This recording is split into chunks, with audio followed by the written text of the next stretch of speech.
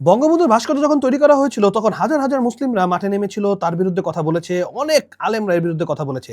এই যে কিছুদিন আগে গাইবান্ধায় মূর্তি হয়েছিল, মূর্তি তৈরি করতে গিয়েছিল রাম মূর্তি, সেখানে কিন্তু আমাদের তৌহিদবাদীরা অনেক বড় বাধা দিয়েছে এবং তাদেরকে মূর্তি করতে দেওয়া হয়নি। কিন্তু এই যে জুলাই যোদ্ধাদের মূর্তি তৈরি করা হচ্ছে, ভাস্কর্য তৈরি করা হচ্ছে, এখানে কিন্তু কাউকে কথা বলতে দেখা হচ্ছে না। তাহলে কোথায় সেই তৌহিদবাদীরা, কোথায় সেই ব্যক্তিরা যারা বঙ্গবন্ধু ভাস্কর্যের কথা বলেছে, যারা গাইবান্ধার এই মূর্তিতে কথা বলেছে, তারা এই মূর্তিতে কেন কথা বলছে না, এই ভাস্কর্যে তারা কেন কথা বলছে না?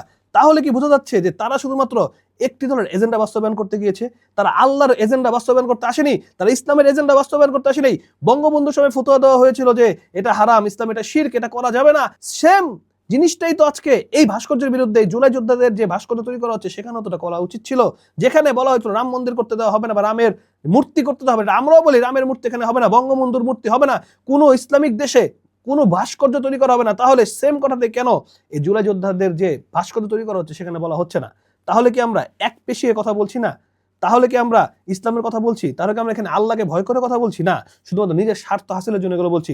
স্পষ্ট করে আল্লাহ রাসূল সাল্লাল্লাহু আলাইহি ওয়াসাল্লাম বলেছেন, যে ব্যক্তি কোনো ছবি মূর্তি তৈরি করবে কাল কিয়ামতের দিন, তাকে বলা হবে এটার ভিতরে জান তৈরি করো, জান দাও। জান্নাত দিতে বলে সে জান্নাতে যেতে পারবে না, যে বন্ধু সেটাকে জান্নাত দিতে পারবে সে জান্নাত দিতে পারবে না। তাহলে স্পষ্ট তাকে কি জান দিতে পারবে? কখনোই তাকে জান দিতে পারবে না। তাই তখন সে মূর্তি সহ তাকে জাহান্নামে নিক্ষেপ করা হবে। এটা স্পষ্ট। এই মূর্তি দিয়ে শিরকের সূচনা হয়েছিল। আপনি যে ইসলামের বিধিবিধানগুলো দেখেন, ইসলামের ঐতিহাসিক বিষয়গুলো দেখেন, নবীদের কাহিনীগুলো দেখেন, যখন নবীরা পরেশগার ব্যক্তিরা বা নবীরা মারা যেত, তখন মানুষ তাদেরকে কি করতেন? ভক্তির জন্য শুধুমাত্র মূর্তি তৈরি করতেন।